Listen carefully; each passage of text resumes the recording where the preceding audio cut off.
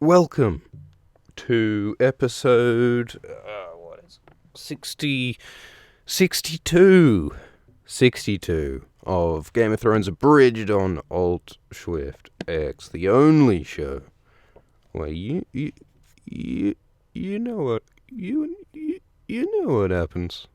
You know. Maybe you don't. I don't know. Look, it's just that kind of a show, you know? Sometimes you know, sometimes you don't. Sometimes you have to make it up as you go along. You gotta improvise, you know? Who was that guy?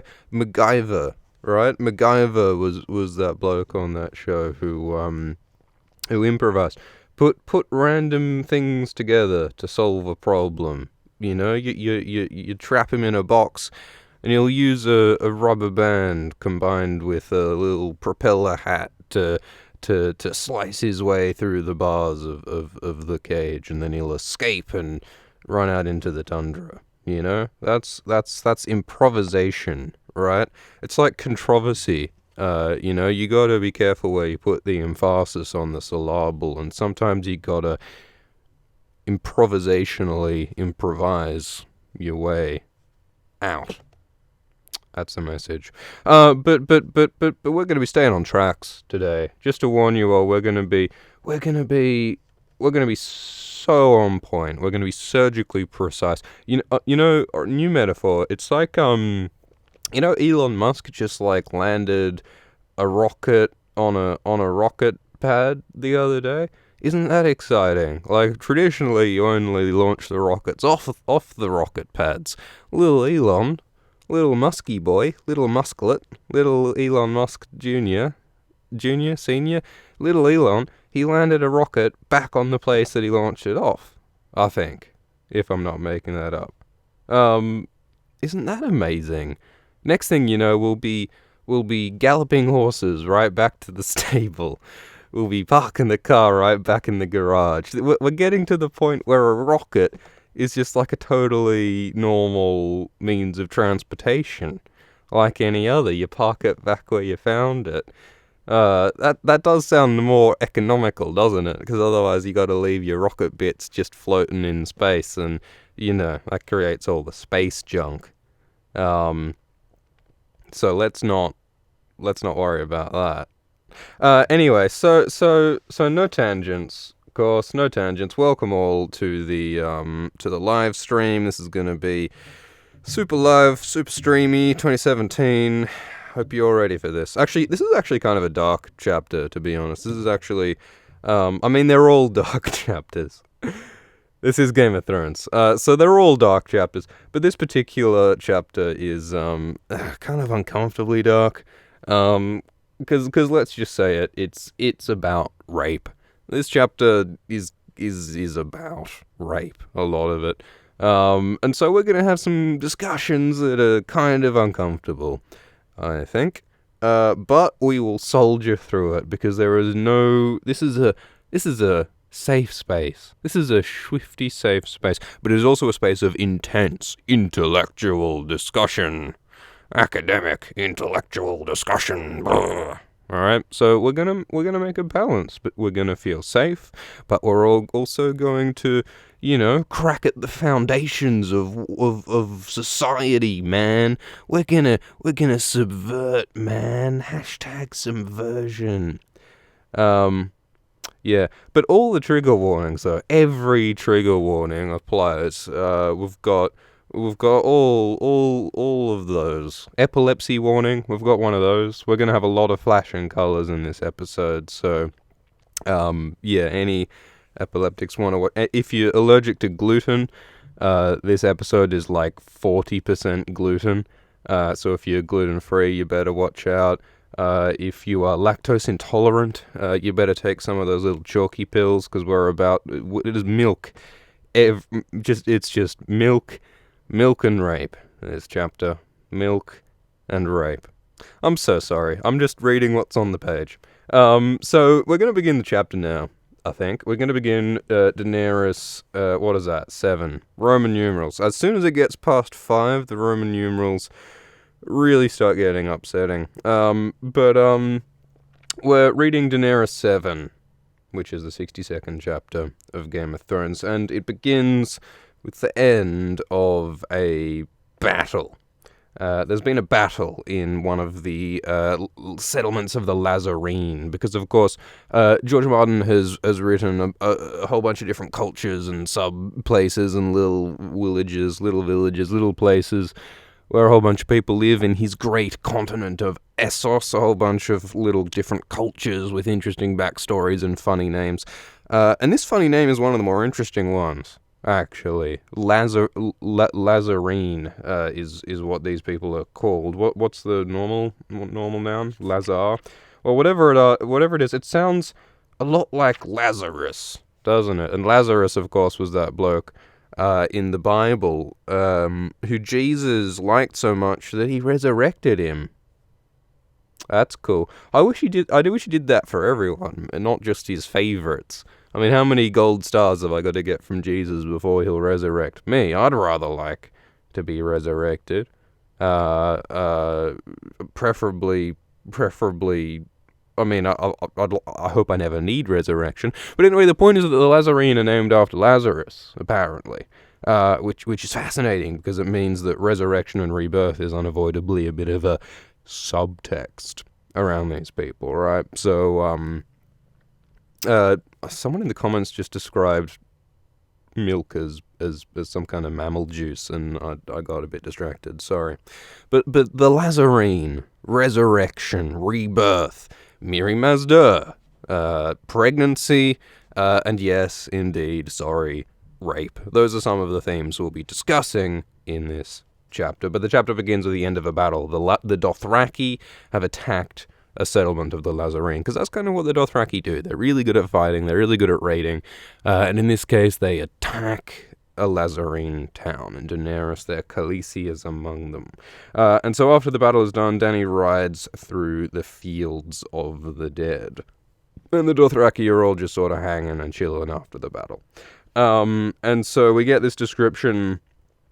Oh, George Martin does a metaphor. Look at this. So George Martin describes how, like, the fields of the Lazarene have been, like, torn up and trampled, while a new crop has been sown, planting arrax and arrows into the ground.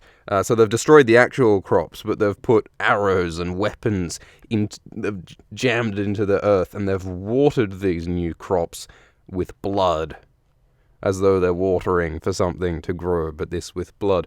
So look at that. Little George did a metaphor, and then he continues the metaphor for a ×2 combo metaphor multiplier by saying, and also there are these ladies, there are these blokes called the Jackaran. I'm assuming that there's a throat in there. The Jackaran are called the Mercy Men, because what they do after a battle is they walk around and they behead dead and dying people. So they kill the dying and dead, and they take a harvest of heads, which actually rhymes, so it's probably something that Eazy-E once said. Thank you, Matthew Tyler, for your kind donation. We will answer your question or comment at the end of the stream. See, we've got a system now, right? This show is so organized. You just wait a minute, and we're going to have like a theme song, we're going to have like a panel, we're going to have a brains trust, we're going to have opening and closing credits, we're going to have like an in-house band, like all of those American late night live shows do. Wouldn't that be great if we could just have, like, the Roots just fucking twinging a tune while we were chatting about milk and rape? But hey, that's just the wondrous absurdity of 2017, isn't it? That someone can just sit here and talk about such things to a bunch of people live on the internet. Who would have known? Oh man, Hairless Oyster is going to town in the chat. Welcome, Hairless Oyster. And congratulations on your recent conquest of an opossum. That was you, wasn't it? There are some quite fascinating and terrifying and ridiculous things happening in the Swifty Squad Facebook page, for anyone not aware. You should probably go and join that, because there are marvels to see. There are sights to see, indeed, in that wonderful Facebook group. Romances are blossoming, in fact, I hear. So congratulations to all those involved from Alt Shift X. So there's this great, wonderful harvest metaphor going on. We're talking about corpses and death and such, as though it were a corpse which is about a crop which is generating life, which maybe relates to the whole Lazarine theme, right? So, like, Lazarus is all about rebirth, and this planting of crops kind of hints at rebirth, right? Because they've just killed all these people, there's death, but crops and planting weapons and blood to generate crops is about growing new life, so that kind of is about regeneration and resurrection, so that almost is in keeping with the theme of the Lazarine. Although, I think maybe we're reading a bit too much into it, or spent too long on this first page, so perhaps we should keep moving. So yes, basically there's been a battle, and now there's a lot of dead people. There are a lot of corpses, the crops have been trampled, the dead and the dying are around, and there are these little girls who are employed, probably not paid as such, but there's these small girls whose job it is to run around to all of these corpses on the ground to pull arrows from the corpses and fill their baskets with them. So they're like little flower girls, just sort of doopy-doopy-doo, just like skipping through the meadows. But they're also pulling arrows from the dead. So yes, dark chapter. I did warn you, dark chapter. It's no Forsaken Winds of Winter sort of type of a chapter, but it is,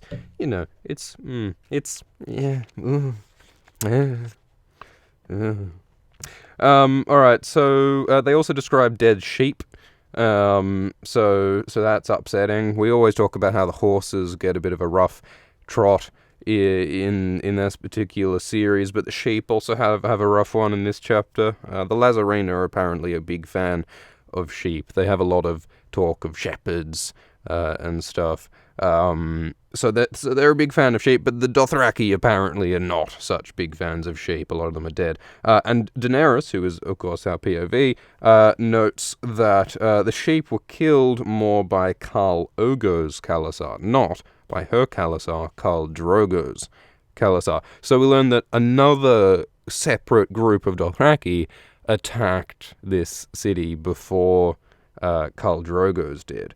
But I think Khal Drogo sort of interrupted them while they were at it, and won the battle for himself. So Drogo beat not only the Lazarine, but also Khal Ogo's blokes at the moment. In this battle. And so we're also told that the town is afire. It's all made out of dry mud and stuff, and the Dothraki riders are sort of herding the survivors of the battle together, and they've captured not only a bunch of Lazarine, but they've captured a bunch of Ogo's Khalasar, Ogo's Dothraki, and they are now slaves.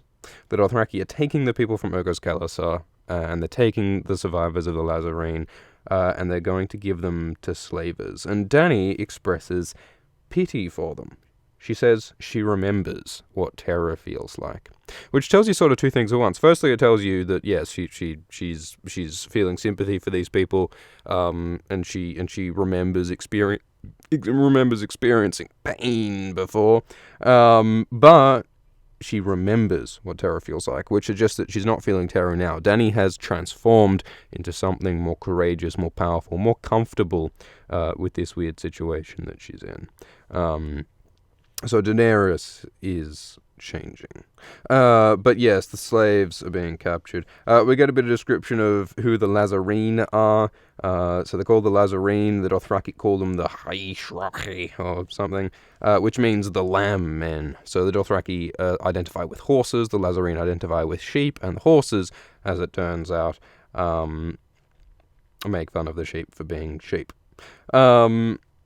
So we get some description of what they look like. Apparently they look similar to the Dothraki, but a little bit different in some ways. They're a bit more squat. They have almond-shaped eyes. They have black hair, unnaturally short. They like sheep, they like vegetables, and Drogo is not a big fan of them. So while all these people are being like herded around and put into slavery and stuff, one boy bolted.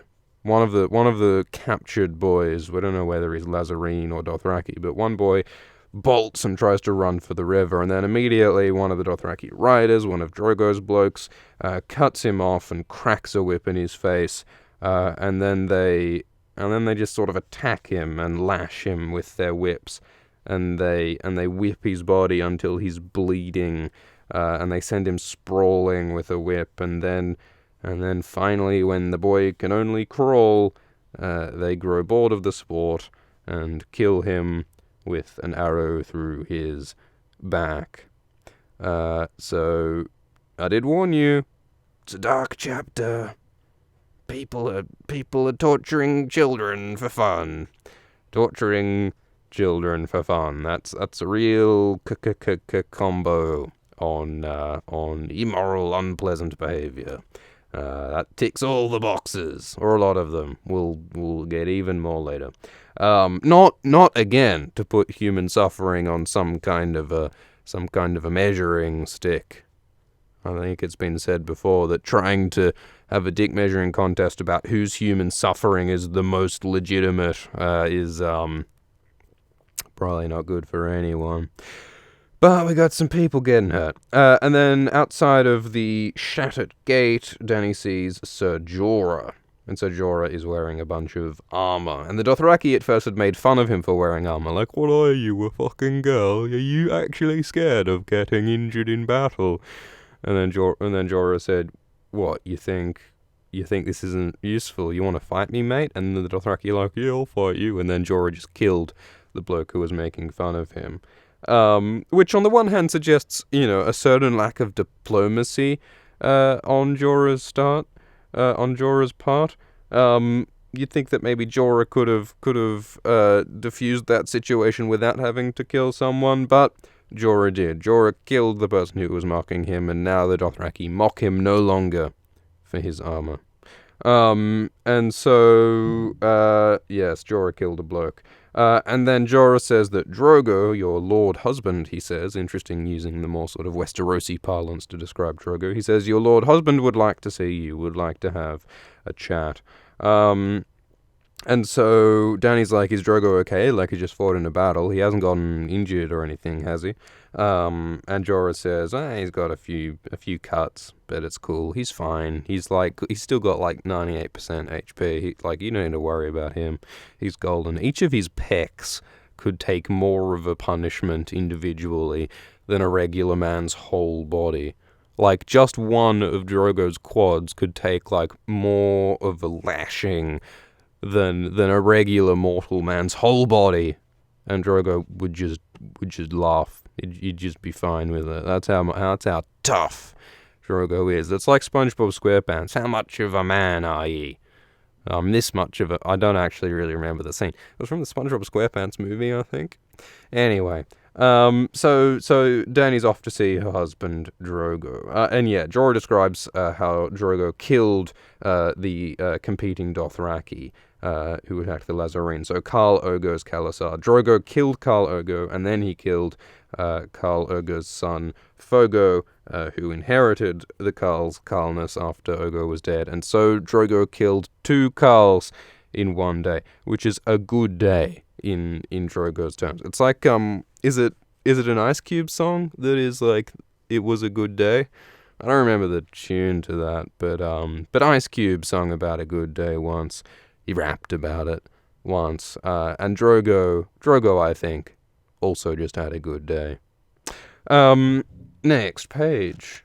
So Ogo, we get some description of Ogo's Khalasar. Apparently these guys are actually hanging out with Drogo and the other Dothraki in Vase Dothrak. Because remember, Vase Dothrak is a place where all the Dothraki hang out peacefully.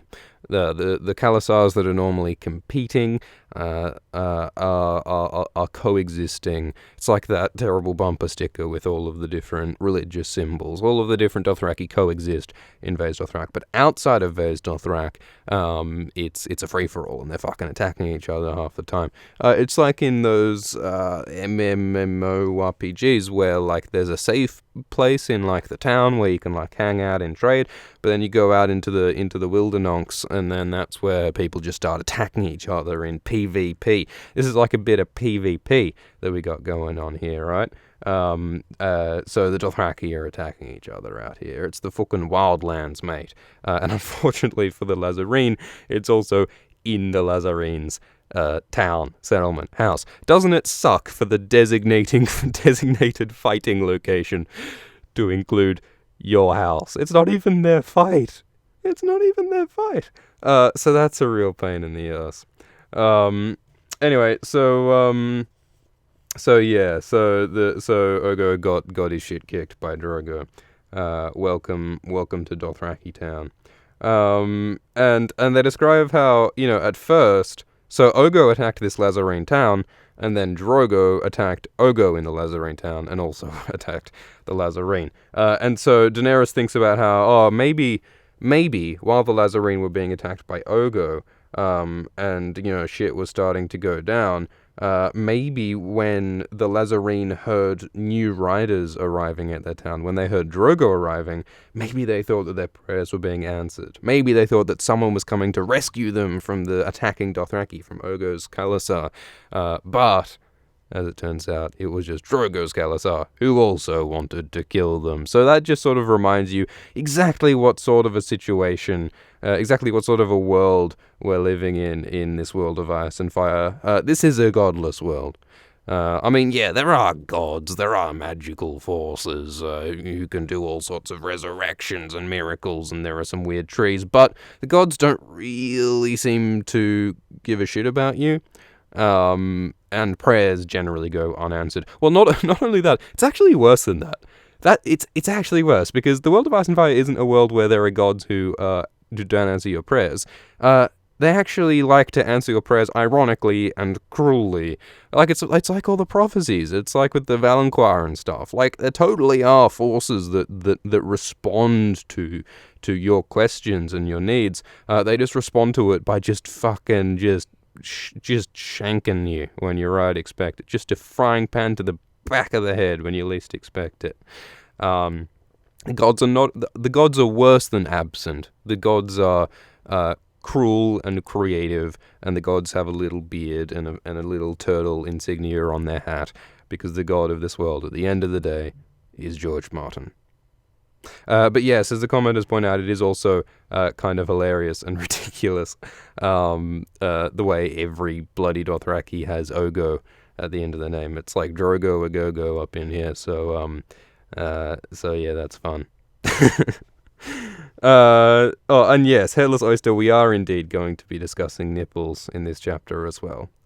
So that's great. Trigger warning for cut-off nipples, though, because one of Drogo's nips gets de-nipped. It's a bit of a worry, but we're getting ahead of ourselves. Alrighty, so, so here's some not fun stuff. So, this town is being sacked by Drogo's Dothraki, and Dany observes a girl no older than Dany, so what's that, like 14 years old? Or 15? 14? Something very young, so a very young girl, gets, dragged by a Dothraki rider, shoved over a pile of corpses face down, and then the Dothraki man begins to rape her, and other Dothraki men stand around to take their turns. So we are witnessing the gang rape of a child. I did warn you, dark chapter. And then Daenerys Targaryen has an interesting reaction. Daenerys Targaryen tells herself, "Oh, I am the blood of the dragon." She presses her lips together and hardens her heart. So earlier she expressed sympathy to the people who were getting hurt and raped, but here Daenerys tries to harden her heart. So we have a sort of variety of different responses. Now that Daenerys has leveled up, now that Daenerys has become a more fearsome, courageous, accomplished person in this culture of the Dothraki, I think she's mutable. She's like a bunch of stem cells, yeah? Daenerys could go a bunch of different ways here. She could go more towards empathy. She could go more towards hardening herself against empathy. There's a bunch of different ways, but we'll see the way that she goes by the end of this chapter. a bunch of Urgo's riders got away, by the way. Drogo didn't slaughter all of Khal Urgo's Khalasar. But still, Jorah reckons they captured about 10,000 people to be slaves. And Daenerys thinks about, damn, 10,000 slaves is a lot of slaves. That's pretty fucked up. And she wants to cry, but she tells herself she must be strong. This is war. This is the price of the Iron Throne. So we introduce this whole idea of Dany's main goal is to conquer Westeros.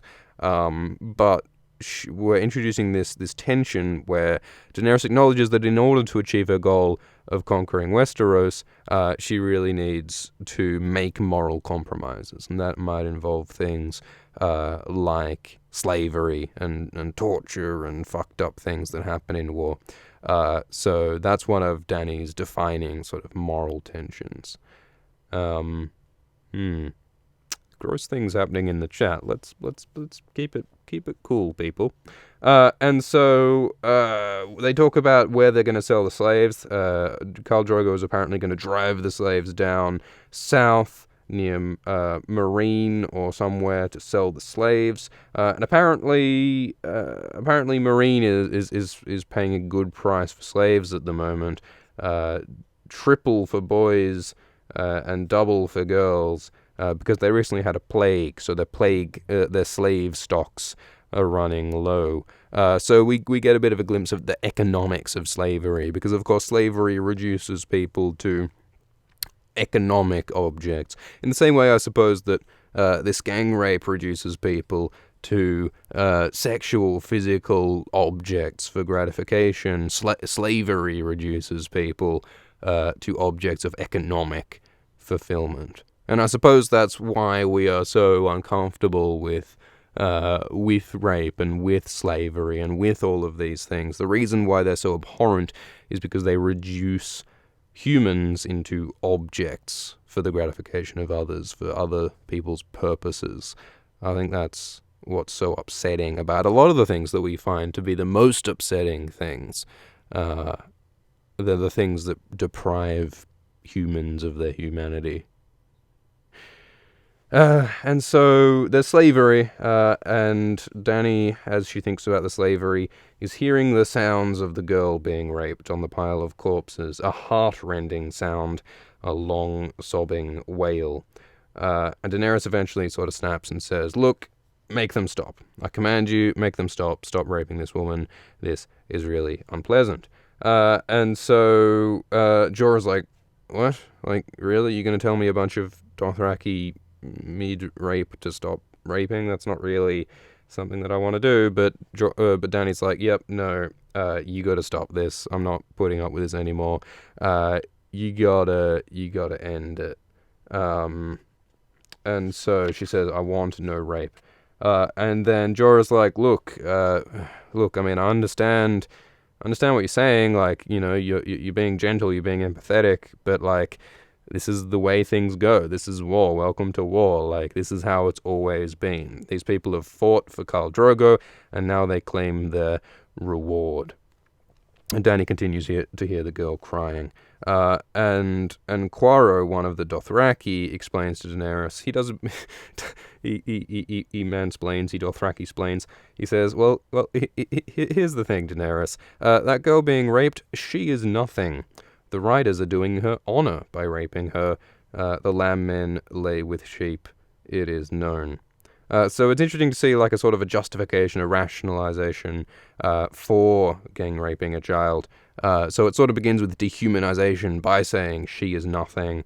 And then it sort of tries to say this is somehow like a good thing by saying that she is done honor. And we also have the lamb men lay with sheep. So we have a bit of a sort of a racialized, ethnicized sort of a slur, sort of a stereotype to further sort of throw shade on the victim of this rape. You know, this is not. It's kind of reminiscent of, you know, the Bosnian wars. You know, Yugoslavia was a place for a while, and then it wasn't. Then it wasn't a place. And that deplacerization of Yugoslavia, the breakup of Yugoslavia, involved an awful lot of conflict. And one of the sort of offshoot, I mean later, one of the bad things that happened in the long run in that sort of area was around Bosnia and Herzegovina.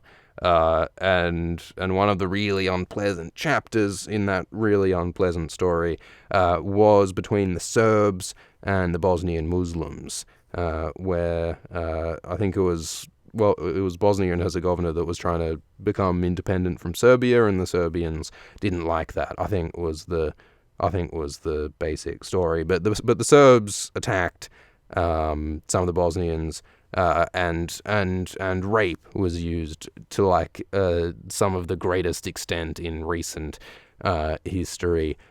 Rape was used as a tool of weapon. It was used by some accounts as a tool of genocide. The goal was to extinguish the Bosnian ethnic group, and rape was used as a tool to achieve that goal. And years later, there's still sort of like trials and attempts to sort of make sense of just what happened, and there's so much conflict and uncertainty and tension still, and it's really, the Tutsi genocide, good point, that's also not dissimilar. Because sadly, it is not, none of these conflicts are unique in having these sorts of horrible things happen. But yeah, I guess the point is that there are many real historical parallels to this kind of thing going on. When one group attacks another group, historically, there is often an awful lot of killing. There is often an awful lot of rape, and I think George Martin is being quite realistic in the way he describes the ideology and the thinking of some of the rapists, because some of this talk about like the way the Dothraki view the Lazarene is really, I think, reminiscent of the way the Serbians viewed the Bosnians in certain ways. Like you did get talk of the Serbs talking about how the Bosnians were like sexually bad in a bunch of ways. I don't remember the specifics, but there were all sorts of like stereotypes and fear mongering about the other side in order to dehumanize them and in order to make it okay to kill them. The idea of doing them honor by raping them, I think that is also something that was used during Bosnia. I'm so sorry to be so profoundly depressing about all of this, but it's what the chapter's about, and I think it does have some interesting parallels to reality. So thanks for weathering this unpleasant episode. We will continue to march on. So Daenerys is trying to prevent this rape from continuing. And the Dothraki are like, well, look, this is what we want to do. This is the way it's always been. We have all these justifications, these rationalizations. But Dany's like, all right. If I can't get you to stop by just saying stop, I'm going to claim her. I'm going to use the Dothraki cultural laws in order to end this. And so Dany, again, I think is being quite smart here. So like she's getting pretty good at adapting the Dothraki cultural rules in order to get what she wants. Instead of just demanding or using Westerosi ideas, she uses Dothraki cultural ideas. So she says, like, she doesn't try to convince them, like rape is wrong. She doesn't try to convince them against their Dothraki idea, because that would probably be a tall order. Instead, she uses an existing Dothraki idea to go like, I'm going to claim these women as my own, so that they're not yours, so that you can't rape them. I'm taking them under my protection. Not even protection, but just as my personal slaves instead of your slaves, which is perhaps just as fucked up, but it achieves Dany's goal of protecting them from rape.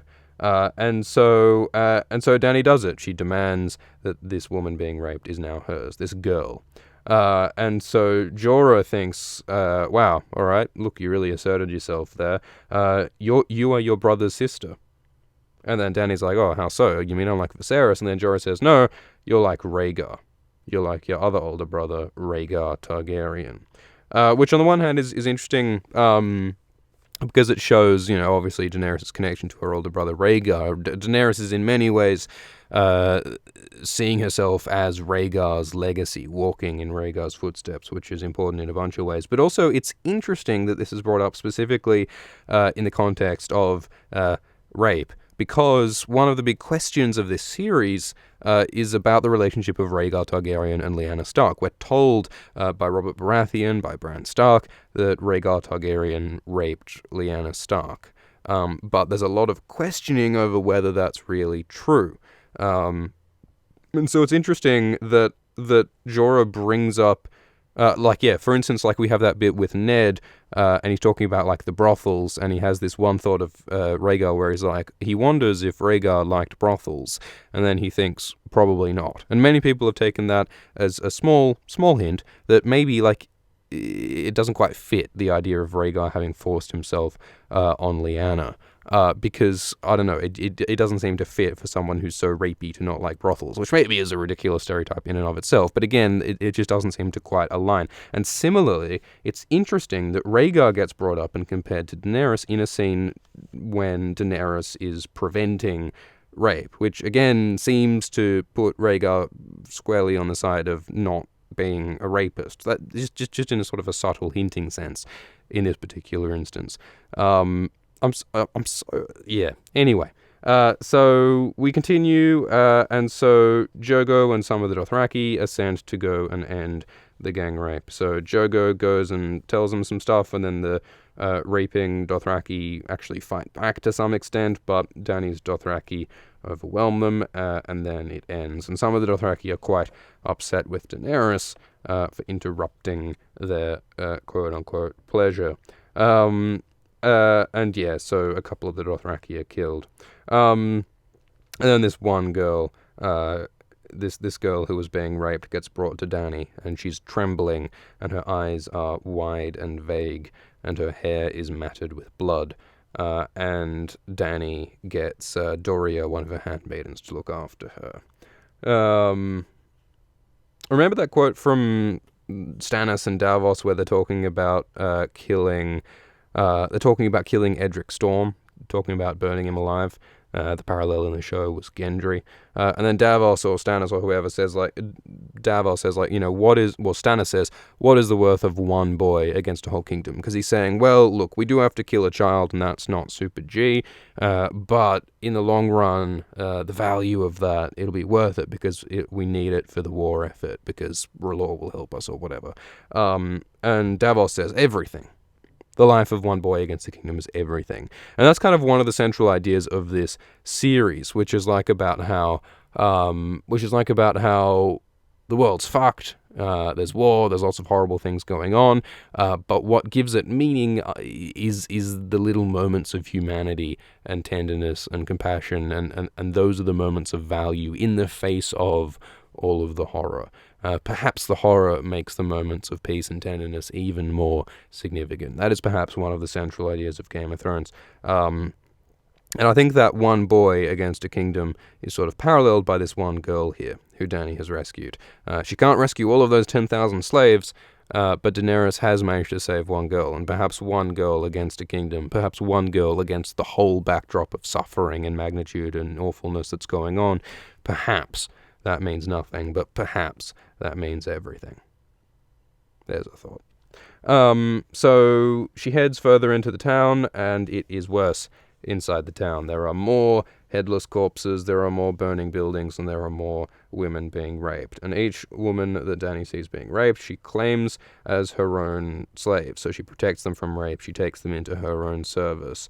And one of these people include a 40-year-old woman, a thick-bodied, flat-nosed woman who speaks in a rough attempt at the common tongue, at the language of Westeros, which in itself is interesting. And so Dany takes all these girls into her wing, and Jorah's like, you can't claim all of them, man, but Dany's like, damn, I'll claim as many people as I goddamn want. And so she's protecting all of these women. And so then they find Khal Drogo outside of a temple that looks like it's shaped like an onion, and he's sitting next to a pile of heads taller than he is. So Drogo has done a huge amount of killing in this town, and he has stacked his trophies of his killing next to him. And Dany clumsily dismounts from her horse. She is pregnant still, She's pregnant still, so she's sort of awkward getting off her horse. And then Dany observes the wounds that Dothraki has taken in his fight, and they seem a little bit worse than Jorah had recognized.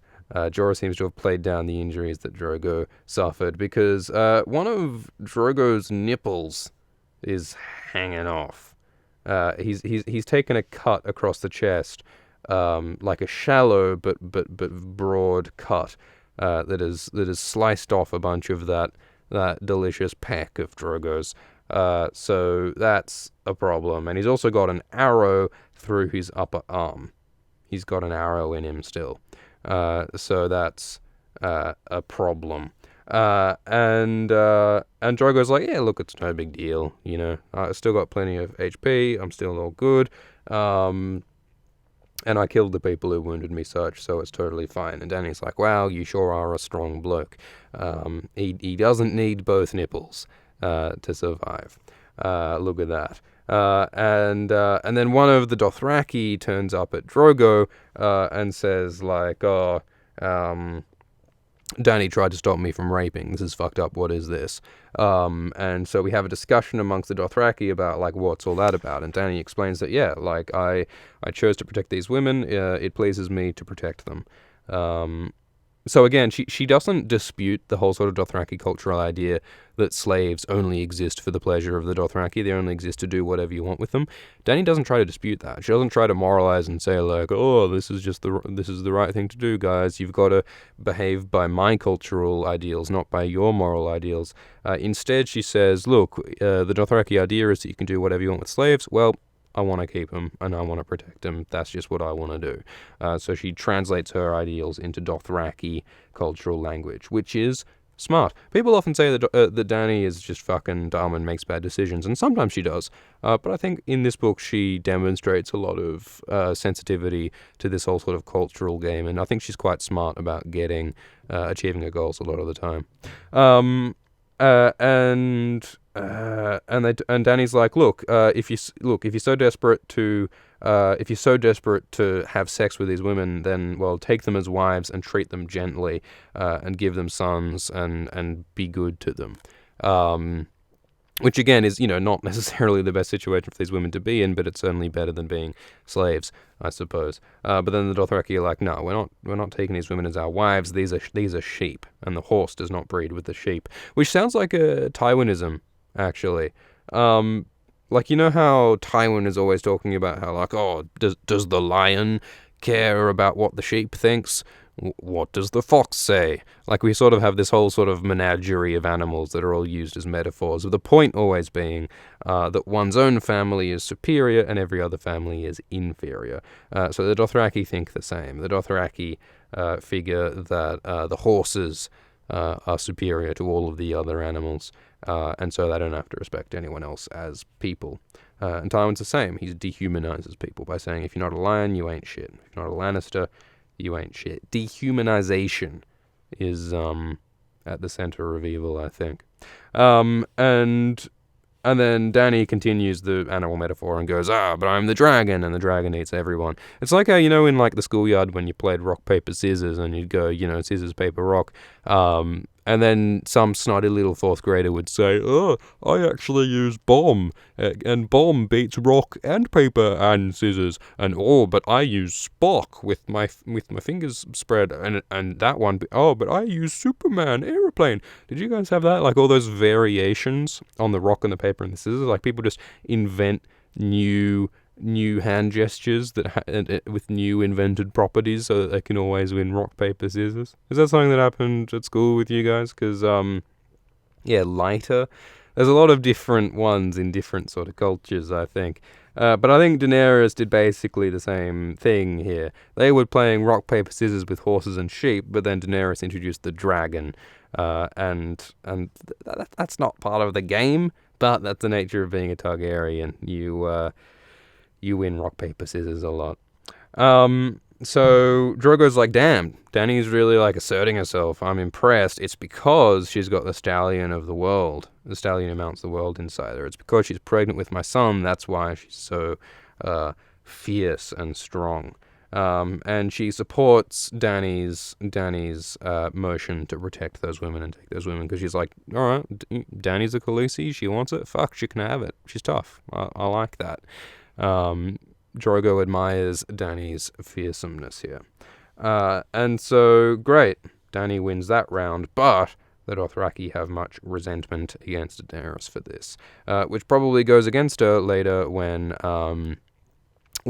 she loses Drogo and her own Khalasar has to separate and go across the Red Waste and all of that stuff that happens much later on. Dany, having pissed off the Dothraki here, probably does not help her out in that later situation. But it does help out these women. And so Drogo's like, oh yeah, so I got wounded, and Dany's like, yeah, do you want to like get that healed up, mate? We'll get you some health pots, we'll chug some potions, we'll all be good. And Drogo's like, nah, like I'm alright, I'm a big tough man, I don't need my nipple, I don't need healing, I'm fine. But then Dany's like, no, look, we should heal you now. But then we have a offer coming up from the woman who Dany saved from rape. The woman who was speaking the common tongue earlier. This woman steps up and says, yo, I can heal Drogo. I can help you out. And this is, of course, Mirri Maz Duur. This character is called Mirri Maz Duur, and she's quite an interesting character in a bunch of ways, as we'll soon see. But basically, we have this conversation where Mirri Maz Duur is offering to heal Drogo, and all the Dothraki are like, fuck off, like, we're not interested in your bullshit. You're some sheep witch. We don't trust you. We don't like you. Shut up. But Dany says, no, like, look, she seems legit. Let's get her to heal. And the woman speaks Dothraki well as her command of the common tongue. So Mirri Maz Duur seems relatively cluey, on point, smart. She used to be wearing clothes that were the lightest and finest of woolens, rich with embroidery, but now they're bloody and ripped after the attack of the Dothraki. And she claims that, yeah, I'm pretty good at healing, Mirri Maz Duur says. And she describes how she was a god's wife, a sort of a priestess, healer person in the temple, in this onion-shaped temple of the Lazarene. And Hagar, one of the Dothraki, accuses Mirri Maz Duur of being a magi, which is some kind of a witch, someone who lays with demons and practices sorceries and sucks the life and strength from men's bodies. It's interesting how the whole sort of witchery thing is sort of framed in terms of women's sexuality in some way. Like, we're told that that magi lie with demons and suck life out of men. Female evil is often presented in terms of female sexuality, which I think is kind of related to that whole talk of like how, Cersei is demonized for using like feminine forms of power like seduction, while Arya is championed for using male forms of influence like violence. And there's something kind of duplicitous about female forms of power being demonized and male forms of power being championed. But that's a whole other discussion, perhaps. And so Mirri Maz Duur is accused of being a witch, and Dany's like, she doesn't look like a witch to me. She looks trustworthy. And so we get a bit of Mirri Maz Duur basically explains her resume. We get the CV of Mirri Maz Duur, and she's got a fairly impressive list of claims about what she's been up to. So she says that she learned about the Lazarene methods of healing with all of the songs and the spells, and then she learned even more about healing by traveling all the way to a Shai by the Shadow, that most dark and mysterious of locales to the far east. And apparently at Ashai, she met lots of different people from lots of different places, and she learned healing from them. She learned healing from a moon singer of the Jogos Nai, who are these people who ride zebras. And she learned about some Dothraki healing arts from a Dothraki person. And she learned the ways of healing from Westeros, from the Sunset Lands, from a Maester of the Citadel. So that's interesting. And we later find out that this Maester is indeed Marwyn the Mage, who we meet in A Feast for Crows. So it's a funny connection between two interesting minor characters here. Marwyn the Mage, that mysterious, enigmatic, eccentric Maester of magic from the Citadel in Feast, has apparently met and taught Miri Mazdur, this Lazarene woman, who we meet in the first book. There are lots of funny little interesting connections in this series, and this is certainly one of them. And so the point, though, is that Miri Mazdur is claiming that, well, I'm pretty fucking good at healing.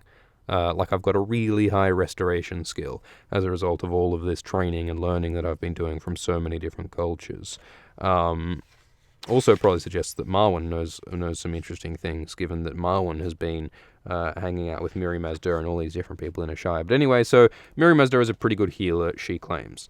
And Jorah muses on, oh, that is interesting, a maester of the Citadel in Ashai, which just sort of adds to Marwan's cred. But yeah, Jorah sort of vouches and says that, well, you know, that does actually sound like Miri legitimately met a maester from the Citadel. So yeah, I guess that does suggest that maybe he does know something about healing. And so the conversation basically concludes by going like, yeah, all right, well, maybe this Miri woman actually is good at healing. And so Dany's like, all right, well, let's do it. So Miri, why don't you heal Drogo? And Drogo's like, yeah, all right, I guess, fine.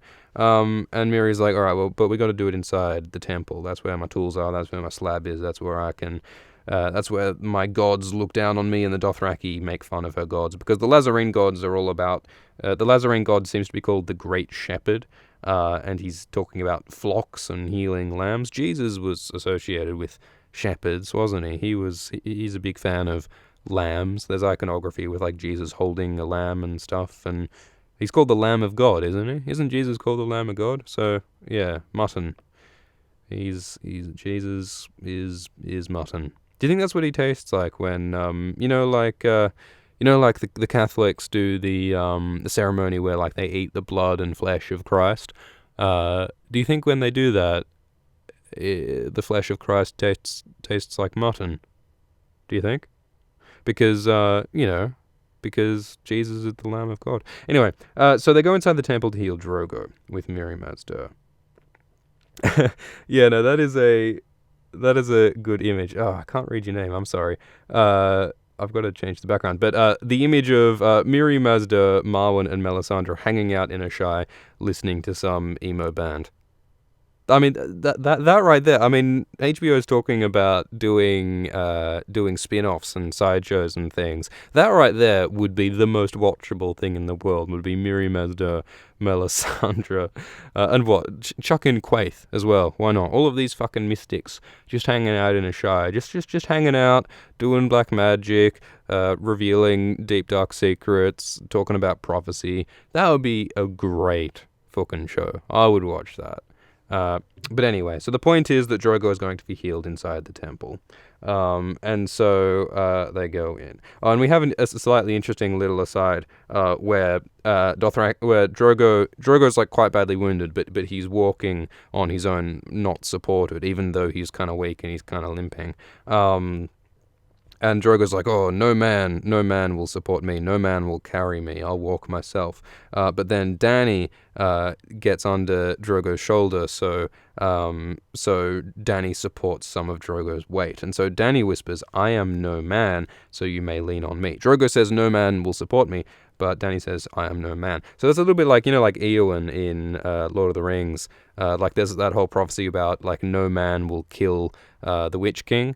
Of Angmar, one of the ring wraiths, and then Eowyn like subverts that prophecy by being a woman. She is no man, but she is the one who kills the Witch King, which is such an overused, silly little idea, I think, in little fantasies and prophecies, and indeed just language in general. The idea that you use man implying person, and then you subvert it by saying woman is not man.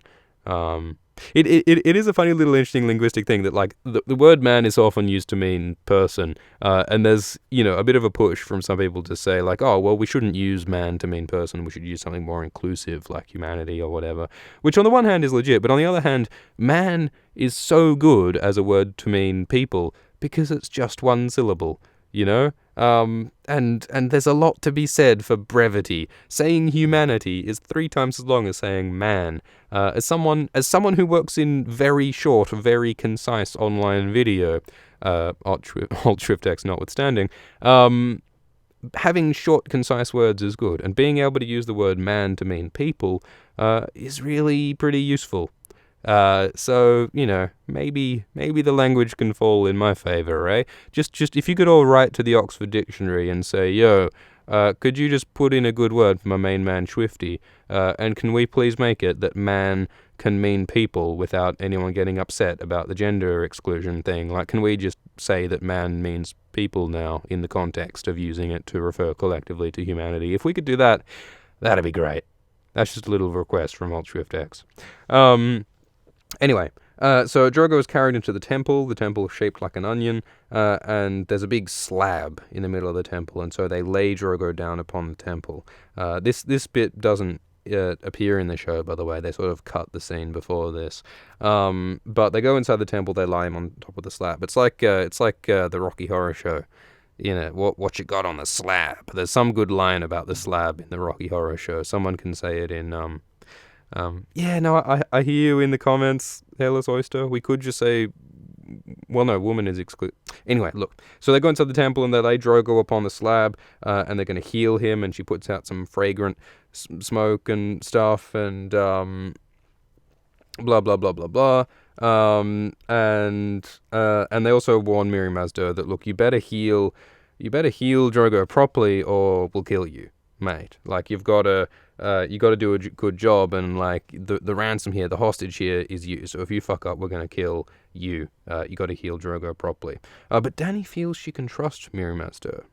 She had saved her from the rape. She had saved her.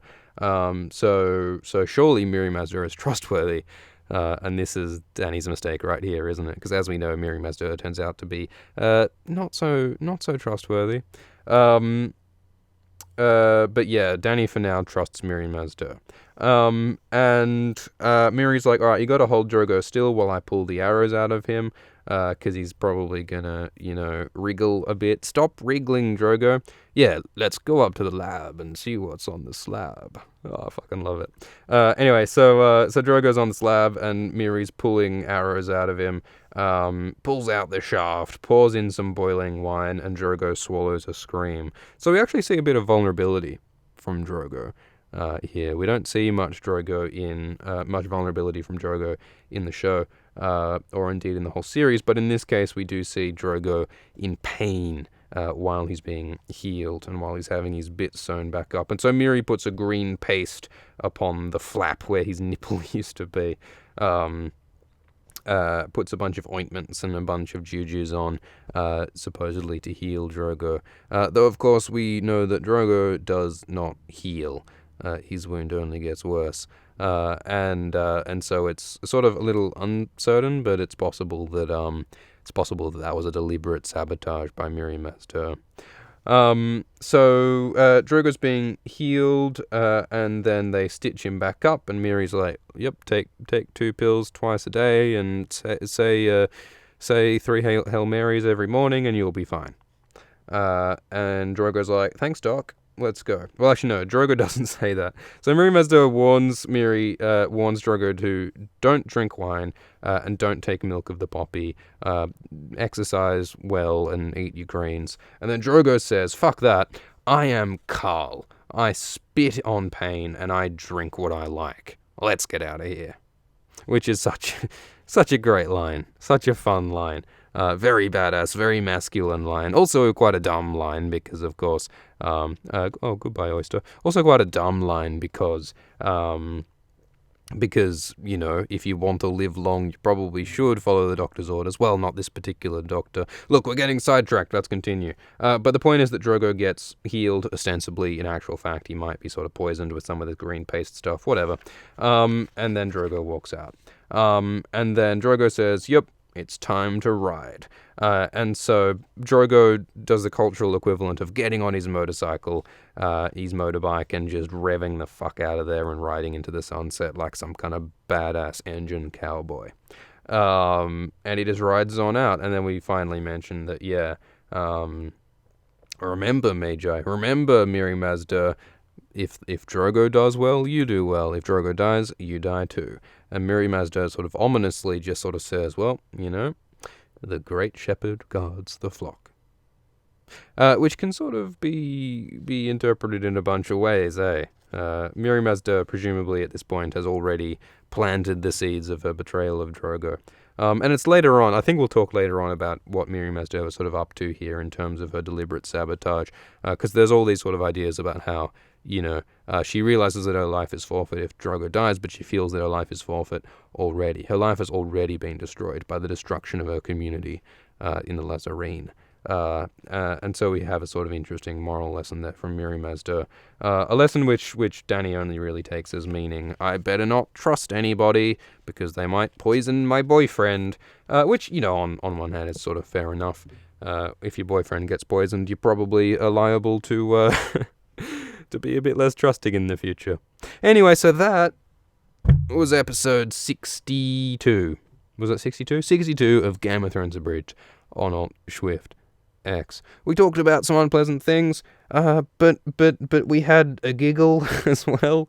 Is that a good thing or not? Who knows? Thank you for weathering this storm with Alt Drift X. Thank you for remaining semi-civil in the comments. We are gonna, of course, have many more unpleasant chapters in the future because this is Alt Drift X. And unpleasant things happen. Spoiler. Unpleasant things happen in this series. But also some interesting things, and also some things which I think reveal interesting little literary truths and shit. And that's why we read it.